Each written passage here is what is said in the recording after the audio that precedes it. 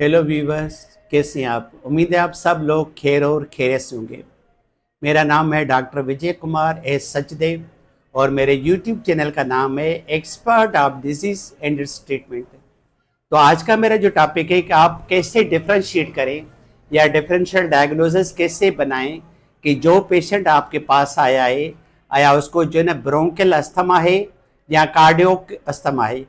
अगर cardiac asthma है तो उसके लिए मैं आपको डिफरेंट फीचर्स बताऊंगा, और अगर ब्रोंकियल अस्थमा है तो मैं आपको जो है डिफरेंट फीचर्स बताऊंगा, और उसी हिसाब से आपने पेशेंट को जो है ना डायग्नोज भी करना है और इन्वेस्टिगेट भी करना है, और उसके बाद आपने ट्रीटमेंट भी देनी है, और उसी के साथ आपका जो है प्रोग्नोसिस भी बनेगा। तो सबसे पहले आते हैं हम cardiac asthma. Cardiac asthma most likely जो है ना ओल्ड एज में होती है, यंग एज, छोटी एज में नहीं होती, बच्चों में नहीं होती, बड़ी एज में होती है, यानी कि मोर देन 40 ईयर्स। मगर कभी कभार हम 30 ईयर्स के अबव भी देखते हैं, मगर ज़्यादातर जो है ना 40 ईयर्स के बाद देखते हैं। ठीक है।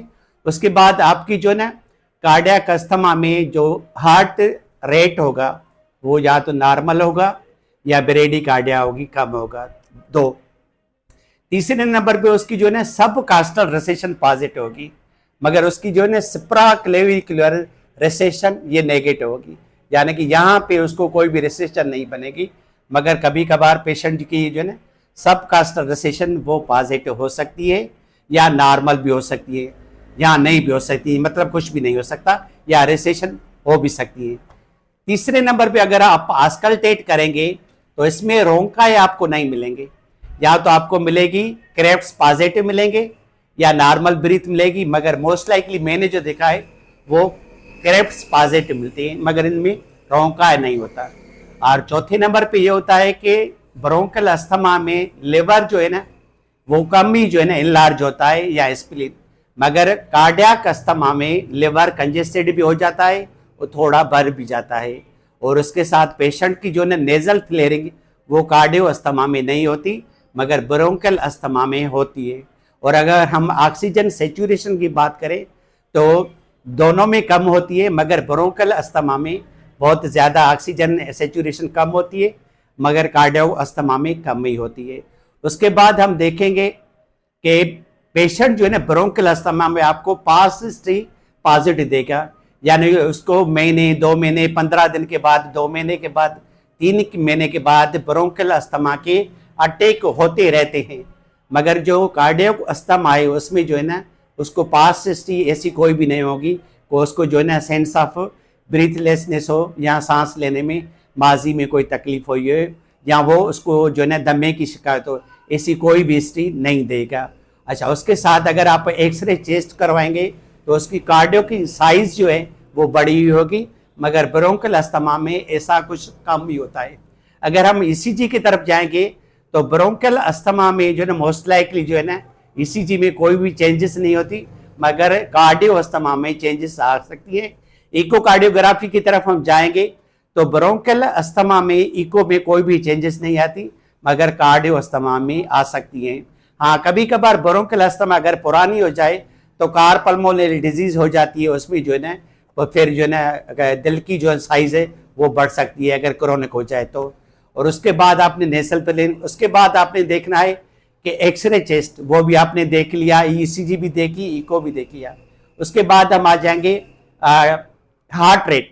हार्ट रेट जो है ना मोस्ट लाइकली जो है ना टेकीपीनिया जो है ना ज़्यादा जो है ना उसमें होता है, ब्रोंकल अस्थमा में ज़्यादा होता है, और ब्रोंकल अस्थमा में सुप्राक्लेविकुलर रिसेशन वो पॉजिटिव होती है, और उसके साथ उसकी जो है ना टेकीपीनिया हार्ट रेट वो भी ज़्यादा होता है, और उसको पास्ट हिस्ट्री जो है ना वो भी पॉजिटिव होती है, यानी कि बार बार उसको दमे की शिकायत रहती है या अटैक होते रहते हैं, और वो बताता होगा कि मैं वेंटोलिन जो है ना यूज़ करता हूँ, या कोई और जो है ना ब्रोंकोडायलेटर वो यूज़ करता हूँ, या मैं कोई ना कोई इनहेलर यूज़ करता हूँ, वो आपको हिस्ट्री पॉजिटिव बताएगा।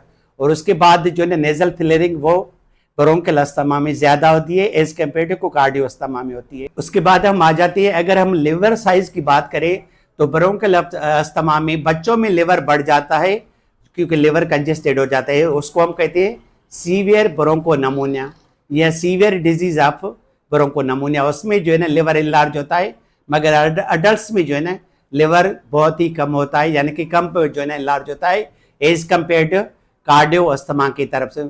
अब आते हैं हम जो है ना ट्रीटमेंट की तरफ।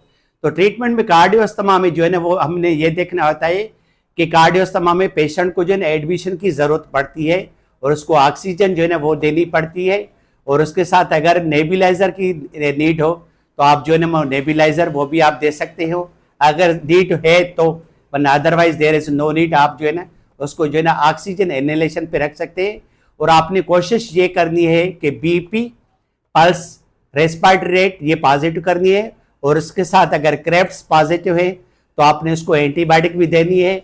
अगर नीड समझते हैं तो आप उसको जो है ना नेबुलाइज भी कर सकते हैं। और अगर नीड है कार्डियो अस्थमा में तो उस पेशेंट को आप इंजेक्शन लेसेक्स का डोज भी दे सकते हैं, क्योंकि हमने कोशिश ये करनी होती है कार्डियो अस्थमा में कि पेशेंट का जो पीरी लोड है वो कम करना है, यानी कि ऑक्सीजन डिमांड ऑफ हार्ट, यानी कि कोरोनरी जो मसल्स है या कार्डियक मसल्स है उसकी ऑक्सीजन की डिमांड है उसको कम करना होता है। तो उसके लिए हमने जो है पीरी लोड कम करना होता है। उसके लिए हमने जो है ना आप जो है ना फ्यूरिसिमाइड या लेसेक्स दे सकते हैं। आप जो है ना चाहें तो वो डिजैक्सन है वो दे सकते हैं, और अगर बीपी बढ़ा हुआ है तो उस हिसाब से अपने कैपोटेन वगैरह वो भी आप दे सकते हैं। ये डिपेंड करता है उस डिपेंड कंडीशन के हवाले से। और उसमें जो है ना ईसीजी में आपको जो भी चेंजेस नजर आए उस हिसाब से आपने जो है ट्रीट करना है। उसके बाद आपने इकोकार्डियोग्राफी एडवाइस करनी है, और अगर ज़रूरत है तो आप जो है दूसरे भी ऑप्शन जो कार्डियो के हवाले से वो ले सकते हैं। अब आते हैं ब्रोंकियल अस्थमा में। ब्रोंकियल अस्थमा में मेजर जो रोल होता है वो कार्टिसोन का होता है, जबकि कार्डियो अस्थमा में कार्टिसोन का सच कोई ऐसा खास रोल नहीं होता जितना ब्रोंकियल अस्थमा में होता है। उसमें आप जो है ना डेकाड्रान भी यूज कर सकते हैं, और हाई कार्टिसोन जो है वो भी दे सकते हैं। जैसे साल्यूकाटिव हमारी आ गई, वो बच्चों में जो है ना कम से कम जो डोज है वो है 3 to 4 मिलीग्राम पर केजी पर डोज, और अडल्ट में आप जो है ना 250 मिलीग्राम एटा वाली दे सकते हैं। उसके साथ आप जो है ना ब्रोंको डायलेटर्स नेबुलाइजर आते हैं वो हर 2 घंटे के बाद दे सकते हैं, जब तक कि उसका आपका पेशेंट जो है ना वो स्टेबल हो जाए। और शुरू में आपने देना है शॉर्ट एक्टिंग जो है nebuliser, long short acting bronchodilators जैसे वेंटोलिन हो गया। और जब कंडीशन स्टेबल हो गई तो फिर आप जो है ना स्विच ऑन कर सकते हैं लाभा पे, यानी कि लॉन्ग एक्टिंग ब्रोंको डायलेटर्स। शुरू में आपने देनी है शॉर्ट एक्टिंग ब्रोंको डायलेटर्स, आप यूज कर सकते हैं हर 2 घंटे के बाद। उसके बाद आपने ये कंटिन्यू मॉनिटर करना है कि ऑक्सीजन सेचुरेशन आपकी कम तो नहीं हो रही। उस हिसाब से आपने जो नेबुलाइज भी करना है, ब्रोंको डायलेटर भी देना है, और ऑक्सीजन भी पेशेंट को ज़रूर देनी है। और अगर आप समझते हैं कि दोनों पेशेंट्स में एंटीबायोटिक की ज़रूरत है तो आपने जो है ना आईवी फॉर्म में, इंजेक्शन फॉर्म में 3rd जनरेशन सेफलोस्पोरिन देनी है। इसमें ब्रोंकियल अस्थमा में भी और कार्डियो अस्थमा में भी आप दे सकते हैं, और उसके साथ ब्रोंको डायलेटर्स भी दे सकते हैं।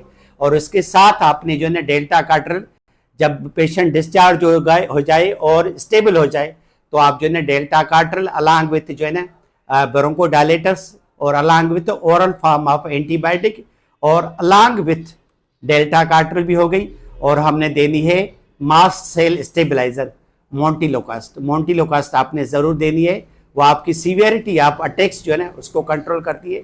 वो आपको जो है ना बच्चा है तो आप उस हिसाब से 4 मिलीग्राम देनी है। अगर 6 to 12 ईयर्स है तो आपने 5 मिलीग्राम देनी है। अबो 12 ईयर्स है तो आपने जो है ना 10 मिलीग्राम मोंटिलोकास्ट आपने देनी है। ये डिपेंड करता है पेशेंट की एज के हिसाब से। और जैसे ही आप समझते हैं कि आपका पेशेंट जो है ना वो नॉर्मल की तरफ मूव कर गया है और उसको जो है ना डिफिकल्टी इन ब्रीथिंग में नहीं हो रही, तो आप जो है ना पेशेंट को डिस्चार्ज कर सकते हैं, वरना आप अपने पास ऑब्जर्वेशन में हॉस्पिटल में रख सकते हैं। तो ये हो गया हमारा आज का टॉपिक कि कार्डियो अस्थमा और ब्रोंकियल अस्थमा में आप कैसे डिफरेंशिएट करेंगे। और वो आपको ऑस्कल्टेशन में ही बहुत कुछ पता चल जाएगा, लुक में ही आपको बहुत कुछ पता चल जाएगा, हिस्ट्री लेने के दौरान ही आपको बहुत पता चल जाएगा कि आया ये जो है ना ब्रोंकियल अस्थमा का केस है या कार्डियो अस्थमा का केस है। तो ढेर सारी चीज़ें जो आप जो है ना इजीली जो है ना मैनेज कर सकते हैं कि आपका जो है ना पेशेंट आया वो ब्रोंकियल अस्थमा का है या कार्डियो अस्थमा का है। Thanks for watching my video. God bless you.